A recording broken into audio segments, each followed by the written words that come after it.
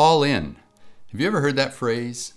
I think you probably have, or you've seen it, maybe on TV in a sports occasion or a basketball game, and you've seen the athletes just giving everything they have. There's nothing in reserve. As I watch basketball games and as I watch some of the dunk champions, they take the ball and they take 2 grand strides from the top of the key and they go airborne and they're sweating profusely and you can see the muscles straining and they're all in to get that ball in the bucket. Well, pastoral ministry needs to be the same thing. All in, no reserve, everything. It's your life. It's not just a job. It's not a career. It's not a profession. It's your life. All in. We find when Jesus called the disciples, he was walking by some of the disciples who happened to be fishermen in the Sea of Galilee.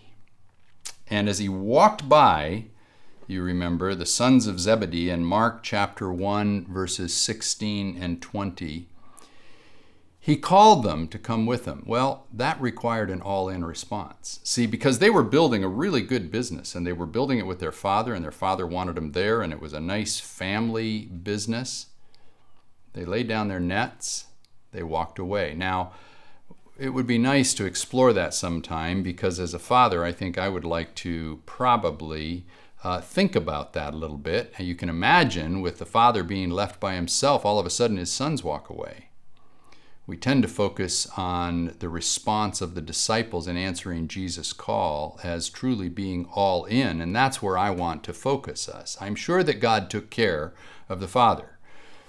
But the disciples, in answering the call to walk with Jesus, had to give up their profession, their career. They had to give up their job in order to be all in walking with Jesus, following Jesus, being disciples of Jesus. Now, there's an element to which when we invite people to walk with Christ as a disciple, when we invite them into faith, to follow Christ, that there is a requirement to give up much. But when it comes to pastoral leadership, it's a whole lot more than a job. It truly is an open-handed release of control of everything so that you can move at the impulse of God, advancing the work of God in the world, fully devoted to the kingdom agenda, willing to go anywhere at any time in order to do the work of God. Pastoral ministry, it's all in. Now, there are going to be some distractors, and we all have those distractors in our lives. After all, we're each human, and we have interests, and we have desires to fit in. Our incarnational desire causes us to want to be one in the community, to identify in the community, to be just like others. And so we work hard for relevant identification with our culture. And that means we put down roots, we own homes, we buy cars, we have memberships, we have groups. We like to live in a certain lifestyle. And then the same circumstances come to us as come to anyone. And that's the nature of being incarnated as pastoral leaders in the community. But it also is fraught with many potential distractions. Because on the one hand, we're called to be all in, to be completely devoted, and our lives to be completely given to pastoral leadership. On the other hand, we're trying to be relevant and incarnational and embedded in a community, and so we have the same distractions that on occasion create and set up an inner tension in us. And those distractions can easily begin to affect the depth of our call, the limit to our call, the nature of that call, and distractions can truly become stumbling blocks if we're not careful, because we want to go back to that high level of relevancy and incarnational engagement to be like everybody else. But remember, the pastor's life is all in. Henry Nouwen writes about this, and he reduces these distractions to really three elemental distraction. The distraction of being relevant, the distraction of being spectacular, the distraction of being powerful. And as Nouwen unpacks these things, there are many different individual factors that can fall into these three major categories. And it becomes, in some ways, a burden that pastors must carry to ensure that as we respond to the call of God to be all in, not a profession, not a job, not a career, it's our life, to give ourselves completely to the life of pastoral ministry.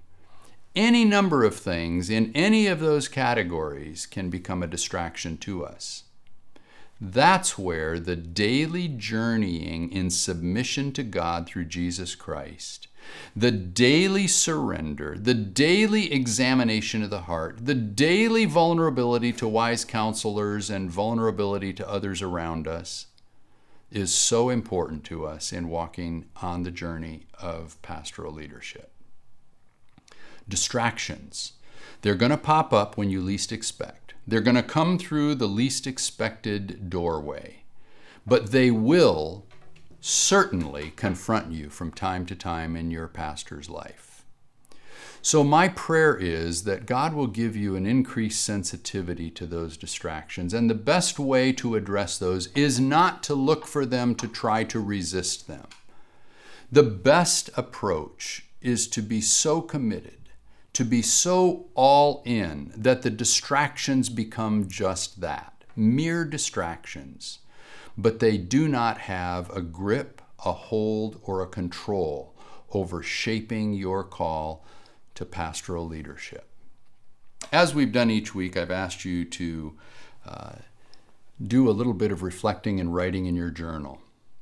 So after you finish listening here and thinking about some of the principles that perhaps I've put into your mind, would you take some time, take a few minutes, and in prayerful reflection, write in your journal some of those things that may most easily distract you from your vocational call to pastoral leadership.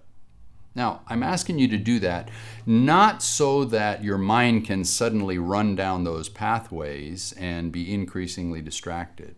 I'm asking you to do that because as you articulate what those distractions may be, you are draining away the potential power they have over distracting you from being an all-in pastoral leadership answering the call of God in your life. So write them down, and as you write them down, let that diffuse them. Let that make them impotent. Let naming them take them down on the priority of potential distractions in your life. As you write those down, you also are reaffirming that your life is all in responding to the call of God to pastoral leadership. And may God bless you.